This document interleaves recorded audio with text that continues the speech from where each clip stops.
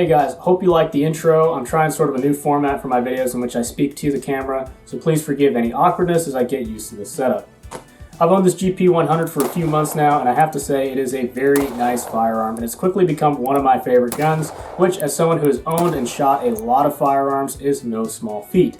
The GP100 that I have is the blued 4-inch model that holds 6 shots of .357 Magnum, and in that configuration directly competes in the medium frame .357 Magnum market against like a Smith & Wesson 686, 586, or a Colt Python or Colt Trooper. As a matter of fact, the 6-shot speed loaders are actually the same for the 686 and the GP100. Now, a lot of guys, when they do these types of reviews, they go on and on about reliability and accuracy or even safety. And the truth I find is that most every modern handgun from a reputable manufacturer is accurate, reliable, and safe. With that said, if a gun is not accurate, reliable, or safe, then that needs to be highlighted, and I did have one point where the GP100 came close to having an issue. So I shot my first 6 rounds of the day getting this B-roll footage, and on the last shot I felt some kind of hitch in the trigger, almost like it wanted to lock up on me. Afterwards, the cylinder release was kind of hard to actuate, but I got it open, dumped the empty cases, closed it up, and dry fired it a few times. Again, that hitch in the trigger was present, but I just dry fired a few times, it went away, and in the 500 or so rounds I put through this gun, the thousands of times I've dry fired it, that's the closest it came to having anything resembling a functional issue. So I think I can confidently say, just like pretty much every modern handgun out there, the GP100 is reliable, it's mechanically more accurate than I am, it will probably be more accurate than the vast majority of shooters out there, and it has safety mechanisms that prevent the gun from firing unless the trigger is deliberately pulled. With that out the way, let's get to the important part. What distinguishes the GP100 from other guns on the market? Now, I think the first thing that should be discussed when reviewing any product is going to be its value proposition. For what this gun is and what prices you can typically find them for, this gun presents a fantastic value proposition. I personally paid $700 for this particular one after shipping.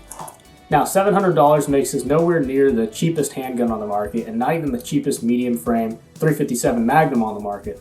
However, the quality of this firearm is easily on par with a new production Smith & Wesson. My qualifications say that is I briefly owned a Smith & Wesson 586-8 for which I paid almost $250 more than this particular gun, and I actually did not hold on to that firearm as I didn't find its value was commensurate to its price. This GP100, on the other hand, possesses quality at least on par to a new Smith & Wesson revolver, but without that Smith & Wesson price tag. It is worth noting, however, I probably have about as much into this GP100 now as I did purchasing that 586, as I've spent a good amount of money on a nice holster and I've been trying out different grips available from Ruger. So really, when you add it all up, the case could be made that I think this gun is actually higher quality than a brand new Smith & Wesson, considering that I'm still extremely pleased with it despite how much money I have in it, definitely more so than I was that new 586.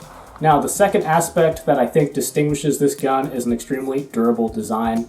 I mean, just by looking at the thing, you can see why Ruger has such a reputation for overbuilding both their single and double action revolvers. Part of the reason for that is since the gun is investment cast, Ruger compensates by building up critical parts of the gun much larger and thicker than they typically would be on, say, a forged Smith & Wesson frame. However, the quality of Ruger's investment casting is pretty high, and the end result is arguably stronger than the frames of its competitors just because of how much extra meat Ruger puts on there. Of course, I haven't put enough rounds through this gun to even come close to causing any sort of real wear and tear, but with some quick Google searches you can find lots and lots of reports that attest to the durability of this revolver.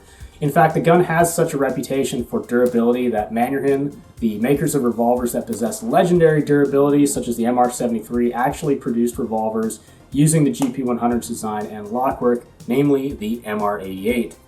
Now, I will say it might be pretty tough for someone to totally wear out any quality .357 Magnum out there, but the GP100 in particular, probably because of how it looks and how it's constructed, is generally just seen as a more durable design.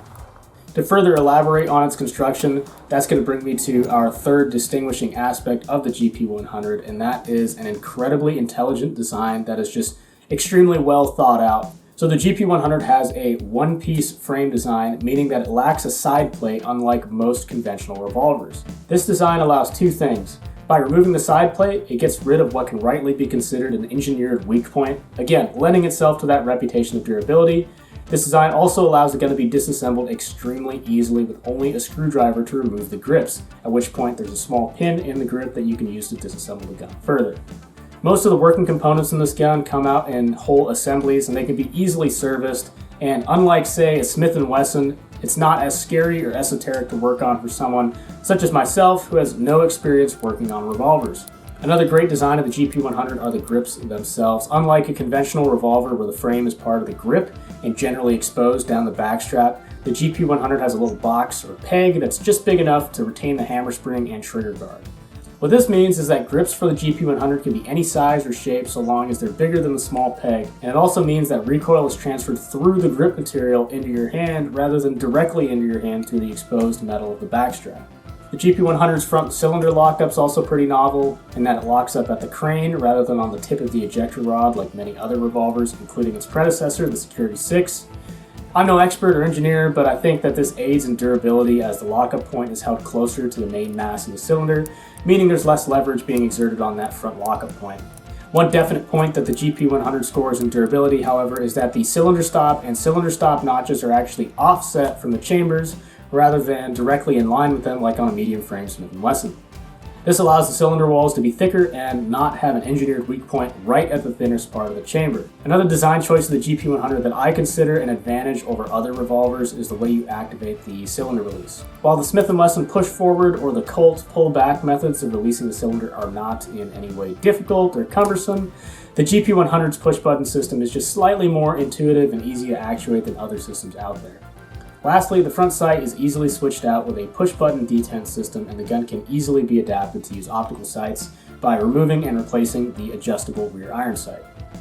So with all that said, I really do think the GP100 is a great value, deserves its reputation for durability, and overall is just an extremely well thought out piece of engineering.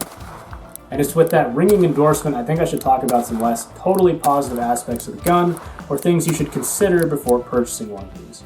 For one, the gun is advertised as triple locking, and it is not triple locking in the way that a Smith & Wesson triple lock is triple locked, if that makes sense.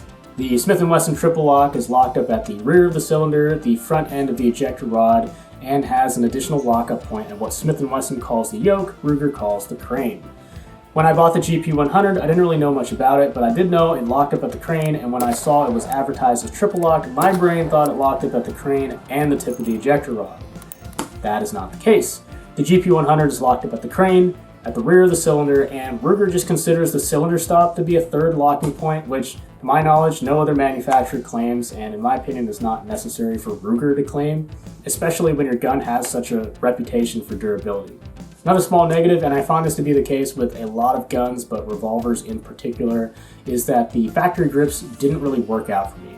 I like the upright angle of the stock Hogue rubber grips, but the grips weren't large enough for my hands and would sometimes feel the pad of my index finger get pinched behind the trigger in double action. And while I say the grips weren't large enough, the finger grooves were way too massive for my hands. Like, they were made with someone in mind whose fingers were at least 50% thicker than mine because I could fit all three of my fingers into the first two finger grooves, which wasn't particularly comfortable.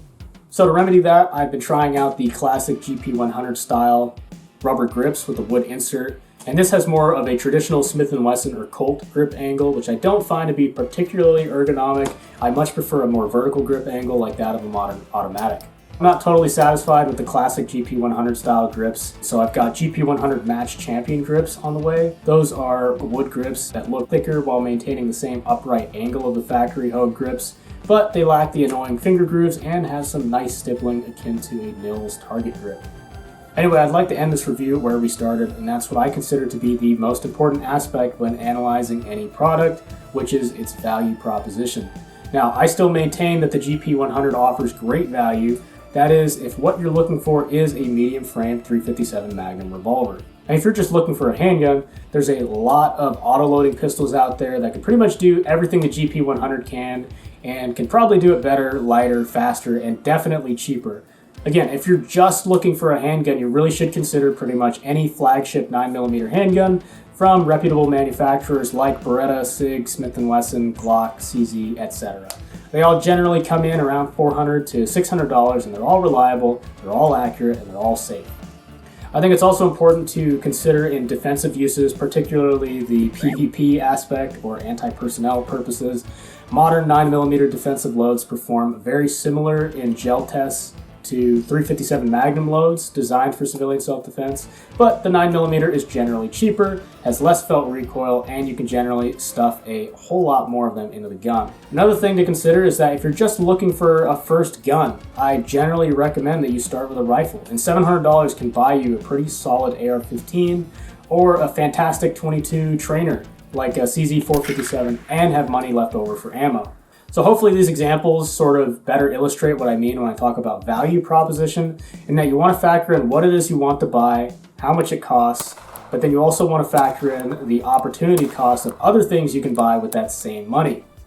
So really take a good look at what your priorities are, understand really what it is you want, and if that is a double action revolver and 357 Magnum, it is extremely hard to beat the value offered by the Ruger GP100. Lastly, look out for squibs, especially since we've been buying all sorts of weird ammo from weird companies ever since the prices went crazy. When I was taking the B-roll footage for this video, which I swear was like the coldest day in Texas, I ended up having no less than 3 extremely underpowered, underloaded rounds of 38 Special, and I'm confident that one of them would have been a squib if I had, say, an 8-inch barrel. So here's the story. I pulled the trigger, got a pop, and pretty much immediately thought I had a squib. I popped the cylinder, looked down the bore, no bullet, so I walked over to the target and saw where the bullet had tore the paper a little, and it was like 18 inches lower than where I was aiming. Then I looked down a little further and there was my bullet perfectly intact. It fucking bounced off the target. Check that shit out. It landed way low, and you can tell that's not a clean hole. I also had another shot get stuck halfway in the wood like a cartoon. I thought that was pretty funny.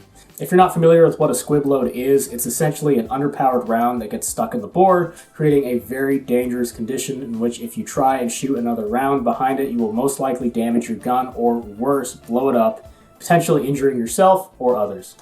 Anyway, you guys, look out for squibs, avoid Miwok Corp remanufactured 38 Special. Let me know about your experiences with the GP100 down in the comments below. Please like, subscribe, share this video, and thank you for watching.